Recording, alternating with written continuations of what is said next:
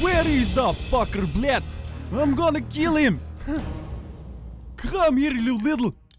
Where is this guy?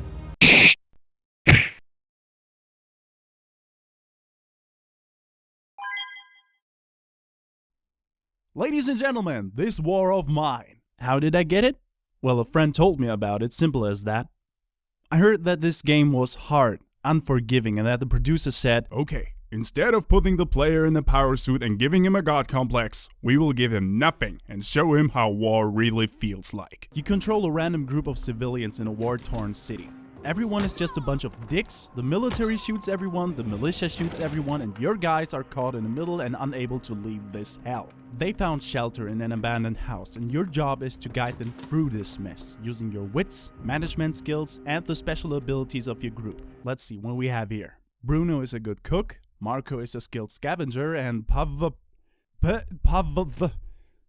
it, Greg. Greg is a fast runner. How's that supposed to help my group? Is there a gambling ring somewhere where I can bet on you in an Olympic discipline? Dude, you are useless. Hey! Like every human being, your party has certain needs. In order to sleep good, they need beds, which you have to build first using some spare parts you find in the shelter. Some of them might get injured or sick, so you need meds and bandages, which, again, you don't have. And of course, they get hungry after some time, and some of them even have an addiction. No, not that kind of addiction. I mean, some of them need coffee or cigarettes to maintain a happy perspective, so you're gonna need that stuff too. So, simply put, everything you need to survive is not here. There's just some stuff on the ground or blocked by a pile of rubble, or worse, locked away. So what do? Where do you get all this stuff? Where do you get the food to survive? Short answer, scavenging. The game has a day and night cycle, and when the night falls, you get to choose one of your guys who will break into a building of your choice. I'll take the ruined block of flats, thank you. And while choosing, I can even find a useful position for Greg. He will stand guard for the night. My name is Bava. And Marco will scavenge. He has the biggest inventory, that's why I like him so much. So I get in and thank God I find something to eat and a lot of spare parts. What is that? Grated door? Really? How am I supposed to get in there? Which brings me to my next point. You bring enough parts home and you can build workshops where you can build those tools you need, and also you can upgrade the workshops you already have. But what if you don't have enough parts? You want to open that gate to get more goods, right? But you need to build some workshops too, so you can protect your shelter. Decisions. And the game is full of these little choices. How do you ration the food? Do you need to heat up the shelter? What do you use your last water for? Cooking food or making booze so you can trade it later? Oh yeah, before I forget, you can trade stuff. Sometimes a merchant comes over and wants to haggle with you, and even other survivors might want to trade when you visit certain locations. It might even happen that some poor kid knocks at your door and needs medicine for his mother. Or another survivor shows up and wants to be part of your group. After all, it's one more mouth to feed. Can you manage that? And don't get me started on the nights. Where do you go? Is the place occupied? If yes, by whom? Can you take these guys out? Can you justify stealing from an old man who did nothing wrong? Can you justify killing a guy who's just protecting his stuff? Guys, don't look at me like that. This is war after all. And you don't even need to judge yourself. In fact, your crew will tell you exactly what they think of your actions. If you do a good deed like helping out a neighbor, your party will be happy. But if you steal too much stuff from unarmed people or kill somebody who poses no threat to the scavenger, they will get sad. Depressed even. This can get so bad that they will just... Marco? Marco, what are you doing with that gun? Goodbye, cruel world! Tell Pavel he sucks! And it's not just stealing or killing. Everything you do will ultimately decide whether you survive this war or not. You traded the gun for food and now you get robbed. You didn't bring the right parts home and now you can't upgrade the workshop that you need so much because one fucking part is...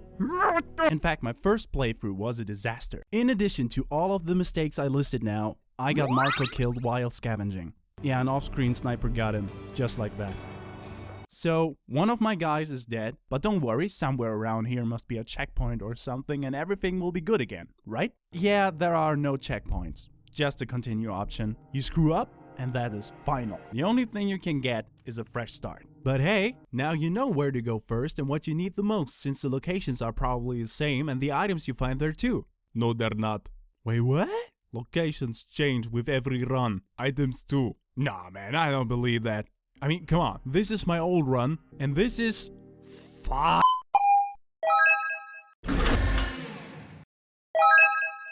There isn't the story in the game, at least not in a traditional sense. Instead, it's more like a living environment with little stories in it, and that environment reacts to the things you do. Here you are looking for supplies in a supermarket when you hear noises coming from a closed door, and what you see is just another war story. The military guy is going to rape that girl who is just looking for supplies like you do.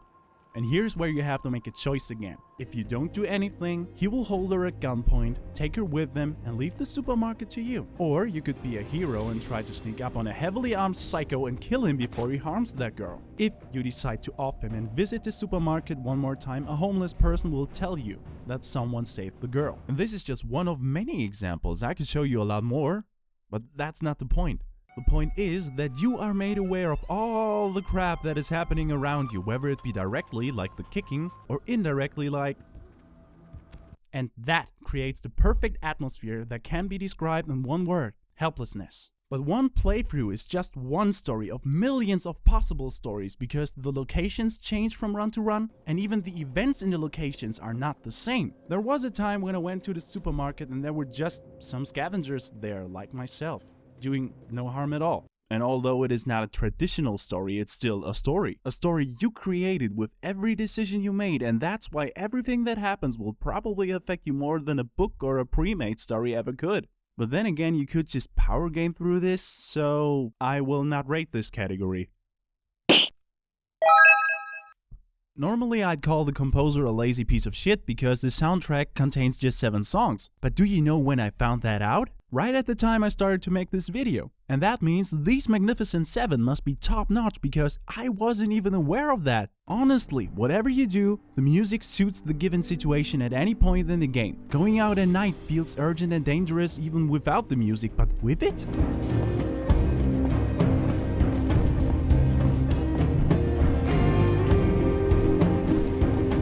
Awesome! Of course, there are some additional songs on the radio and some survivors can play the guitar, but that doesn't belong to the main set of tracks. It's too little for the 10. But what this game has is so good that it still deserves a high spot. The game's made up of 3 different parts. The first part is the management system I already mentioned, where you do all the tool making, workshop building, cooking, blah blah blah. And then there's the scavenging and the war economy. There are certain locations where you can loot safely because nobody's home anymore. But if you select a zone that is inhabited by other people, you might notice this little indicator here that says caution or danger. The former translates to, "Yo man, wanna trade?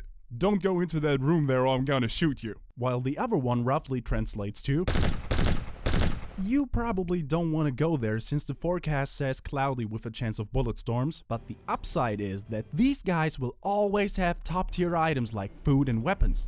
So if you manage to steal from them or kill them without getting killed yourself, you rightfully deserve that canned dog food." No, seriously, read the description. And here's where I need a minute to talk about fighting. You can hide, you can run. If you got something sharp, you can even lure somebody to you and assassinate the guy. "Well bro, hold on a sec. I just killed someone with a knife and now I have this gun. Why can't I just kill everyone with this gun now?" Good question, dear gamer who just plays Call of Duty and fucked my mom more times than I can count. Let me answer that question with a question. Are you out of your fucking mind? You are alone, a civilian in a building which is full of armed and probably trained people who shoot you on sight. But you said yourself that I can hide after a kill, so what's the big deal? How did you get into my apartment? That won't do you any good if you give away your position by firing a loud-ass gun or opening a door with a crowbar. Or running. Everything a character does, whether it be you or an NPC, makes noise. So they can hear where you are, and you can do the same, and if you're peeking through a keyhole, you can even see if they're armed, but that's about it for you. Maybe you go in like Rambo, but you will die like a little bitch because you're on their turf now. And I suppose you do know what happens when someone gets caught breaking and entering. Party, bro? And besides, why would you waste precious bullets you could trade for food? Well, would you look at that, I have found the perfect transition to the last part. Every item you find is tradable with other people, and some of them are in dire need of supplies that you might or might not have and will give you a lot of stuff for it. The military outpost is a good example. Besides having a one-way ticket to hell, they also have food and weapons. What they lack is the psychological maintenance to endure killing people, aka cigarettes and alcohol. So if you want to survive just by trading, find out what these people lack and give it to them. And that's not all. Depending on random events, the value of items may change. Coffee, wood, or even cigarettes may become very valuable. If you take all this into account, plus the fact that every character has unique needs and unique skills, plus the fact that the locations, events, and items change every time you start a new run, you have to give this game an A+ here.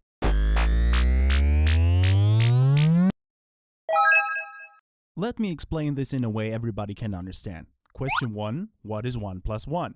Question 2. What is 9 times 42? Question 3. We have removed your strong hand, integrate this function, you have 5 minutes. The first nights are no problem because you always have the option to loot an abandoned place. But as the game progresses and after you searched all the safe places, you need more stuff. So you need tools to explore further to get to places which are harder to reach and where the risk of getting killed is generally higher because stealing from people is a sin, yo! Not to mention that some nice people will come to your shelter at night while you are away and try to rob you. See, this is how it's done, guys. The game teaches you the basics with not much risk. But if you want to keep playing, you better buckle up and apply everything you've learned because you don't get second chances here. Let's say you didn't heat up in your shelter and one of your guys got sick. Please tell me you've got the meds. Or at least some wood so it doesn't get worse. No? Well, too bad for you, buddy, because now you will see how this character dies a horrible, slow death and you can't do jack about it. And I know it sounds horrible, but I love it.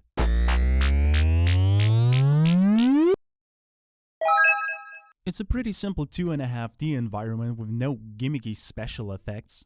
But honestly, you don't need them here. A good game should always try to draw you into its world, and this War of Mine does exactly that. The colors are all desaturated up to the point where you get just gray. If I didn't know it any better, I'd say someone took some coal and smeared it all over the world. But that's what the developers were going for, showing you that war is not a good experience for anybody and you can see it in every little detail. Seriously, if I had to describe it in one word, I'd say ruined.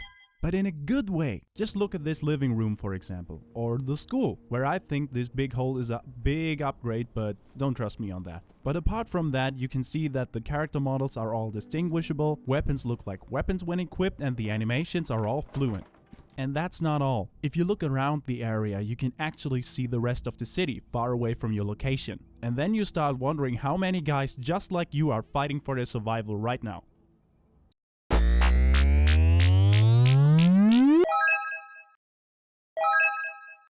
Okay, why should you play this game? Not for the graphics alone, mind you. It's nice, suits the rest of the game, but this game has something special. I ended up playing this game for 5 hours straight deep into the night. And when I finally finished, I went to my fridge and ate some meatballs. And here's the odd thing that happened to me. While eating, a very simple but powerful thought crossed my mind. It was, damn, these meatballs are good. It made me realize how good my life is. I have a warm bed, a full refrigerator, friends, family, and yet there is so much useless, dumb stuff that I worry about every day. Things like, what does X and Y think about me? Why do I have to mow the lawn again? Why is no chocolate milk in the house? This game made me feel like a stupid piece of shit and grateful at the same time. And I don't know how many games can even touch me in a way like this. So if I had to give you one specific reason why you should play this game, I'd say because it gives you food for thought. That and the fact that it's a well-executed simulation/game. And since there's nothing more to say, I hope to see you next time. See ya!